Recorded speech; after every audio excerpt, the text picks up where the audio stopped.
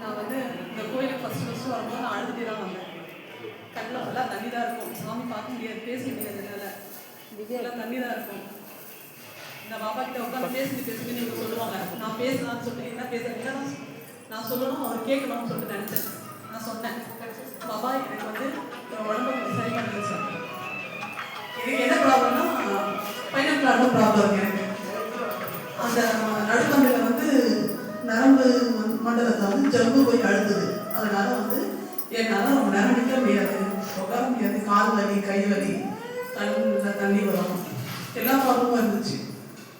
நான் அந்த கோயிலுக்கு வந்து இந்த பாபா கிட்ட நான் வேண்டிட்டேன், எனக்கு இந்த ப்ராப்ளத்தை சரி பண்ணு, என்னை எப்படியா இருந்தால் எங்களுக்கு பெண் குழந்தைங்க இருக்குது, அந்த பெண் குழந்தைங்க நான் கட்டி கொடுக்கணும், அதனால் எனக்கு எதையாவது ஒன்று செஞ்சு எனக்கு இது பண்ணிட்டு.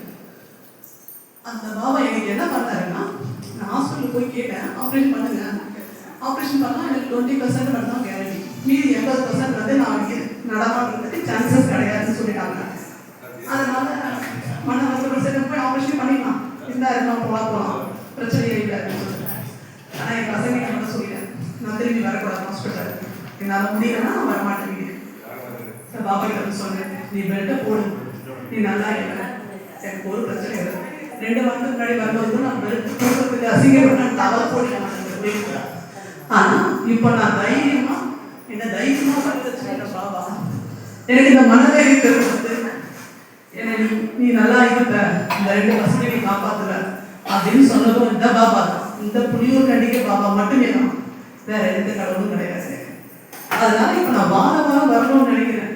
என் பொண்ணு நான் படிக்க மாட்டான், சின்னவன் ரொம்ப அட்டகாசம் பண்ணுவான், அவளையும் நல்லா படிக்க வச்சு இப்போ ஸ்கூல் ஃபர்ஸ்ட். என் பொண்ணு பெரிய பொண்ணு ஸ்கூல் ஃபர்ஸ்ட், சின்ன ஸ்கூல் ஃபர்ஸ்ட் தான். படிப்புலேயே எனக்கு குறை இல்லை. என் உடம்பும் இந்த பாபா இப்போ நல்லா இருக்கா. நான் இங்கே போன வாரம் சொல்லும் போது இதுக்கிட்ட நான் அழுதேன். நான் அழக்கூடாது, பாபா கிட்ட பேசணும், அவ்வளோதான் சொல்லி எந்த கண்ணீரை விடக்கூடாது அப்படின்னு நினச்சிட்டு நான் இப்போ பேசணும்னா ஹாப்பியாக இருக்கேன்.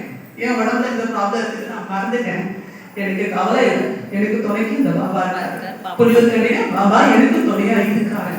நான் வாரம் இன்னும் எனக்கு முடியும் போது நான் வருவேன். போன வாரம் வர முடியல, இந்த வாரம் கண்டிப்பாக வருவேன்.